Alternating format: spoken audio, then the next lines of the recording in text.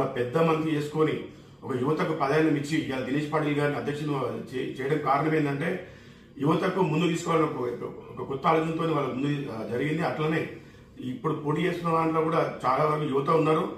యువతకు ప్రాధాన్యం ఇస్తూ మీరు సెకండ్ థర్డ్ విడతలో కూడా మనోళ్ళు మనం సపోర్ట్ చేసి ఏమన్నా చిన్న చిన్న లోటుపాట్లు ఏమన్నా ఉన్నా కూడా మనం తర్వాత కూర్చొని మాట్లాడి మన గౌరవ పెద్దలు ఉన్నారు వాళ్ళ దగ్గర కూడా మనం తీసుకొద్దాం.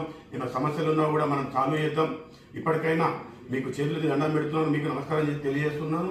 సెకండ్ విడతలో థర్డ్ విడతలో మనం సపోర్ట్ చేసి అత్యధికంగా, ఎందుకంటే మనం లింగాయత్ అంటే మనం గౌరవంగా ఉంటాం.